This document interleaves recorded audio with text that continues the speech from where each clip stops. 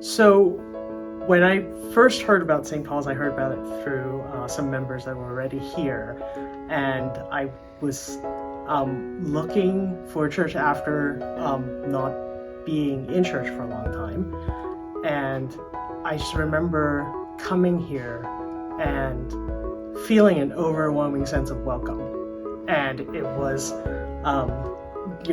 lots of people. The greeter at the downstairs station greeted me really warmly, and explained I sort of explained that I was a lapsed Catholic and coming to look for a church, and he said, well, we are the church, we are the Catholic Small Caesar Church, and that was really nice.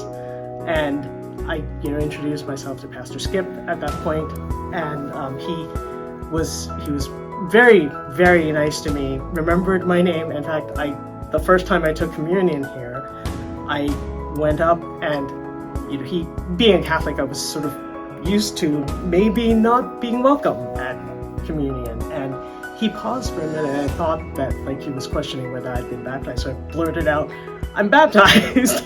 And he said, no, I'm trying to remember your name, Stephanie.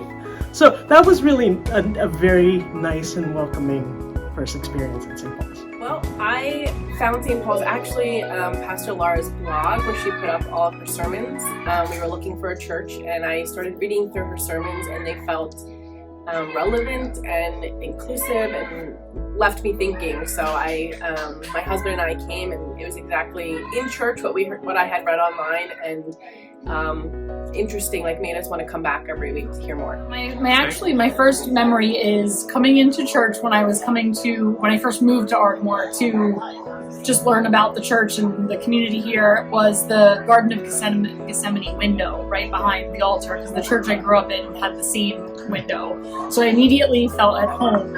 And I would say my second impression was really the welcoming nature of all the people. After the first service, between pastors and other folks that came up to me that are members of the church, welcomed me, I knew this was a place that I wanted to be my church home. When my not yet wife, Barb Bright at the time, and I were looking for a church, this was the most convenient church, about a half a block away from where we lived.